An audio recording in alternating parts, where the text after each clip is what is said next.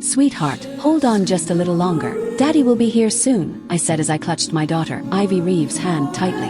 Watching her breathing grow more labored, I couldn't stand it any longer and dialed Clinton Reeves' number again. The phone rang for a long time, and my hope dwindled with every second. Just when I was about to give up, the call connected, and Clinton's irritated voice came through. What now? Can't you just have a doctor give Ivy some medicine? Why do I have to come back? Clinton, Ivy's condition is serious. The doctors won't administer anything without you here. You're the only one who can help her, I shouted out of frustration. In the background, I could hear the roar of a crowd and cheers for a goal. Clinton's tone turned placating as he said to someone, "Relax, your favorite player's about to hit the field. Let me finish this call." Then his voice turned cold when he spoke to me. "I'm well aware of Ivy's condition. Stop using her as an excuse to drag me back. Otherwise, I won't hesitate to cut you off." Before I could respond, the line went dead. Ivy's fragile voice pulled me back. "Mommy, I don't want to die. Is Daddy not coming?" I fought back tears and forced a smile to comfort her, saying, "No, sweetheart. Daddy loves you the most. He'll be here. Just hold on a bit longer." Turning to Dr. Marlin, I pleaded desperately, "Please, Dr. Marlin, think of something."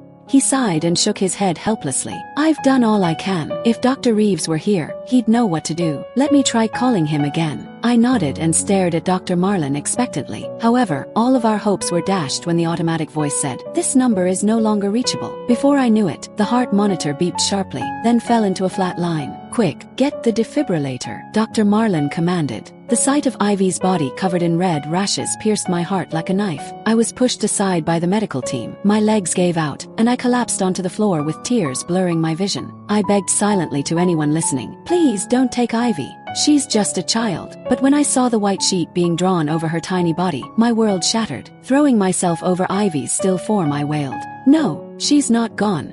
Her hands are still warm." A nurse pulled me back. "Mrs. Reeves, my condolences. Let her go in peace." Ivy's death crushed me in ways I couldn't describe. I forced myself to handle her funeral arrangements, while Clinton was nowhere to be found. I had even forgotten about him as I numbly wiped Ivy's urn over and over again.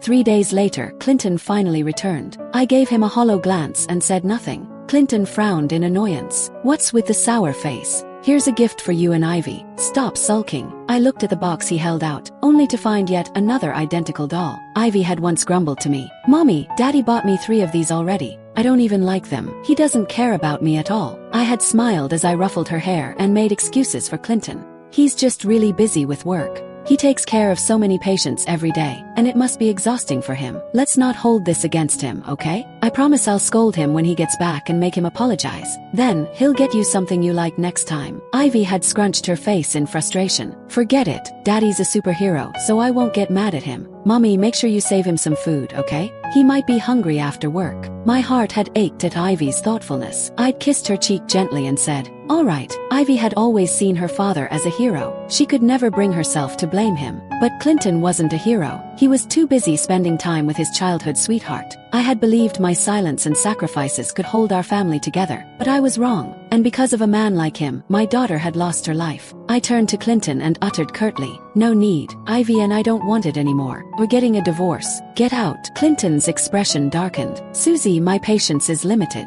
If you push me, don't regret it later." Without a word, I placed Ivy's urn in its resting place. Then I threw his so-called gift into the trash. "Have you lost your mind? Why the hell did you throw away the gift I bought for Ivy?" he snapped, grabbing my wrist. I bellowed, "Ivy's gone. And now, you're pretending to care." Yanking off my wedding ring, I threw it at him and continued, "Isn't there another game with Gemma you'd rather watch? Oh, stay as long as you want. No one will disturb you anymore." I stared at Clinton's face, and my disgust only deepened.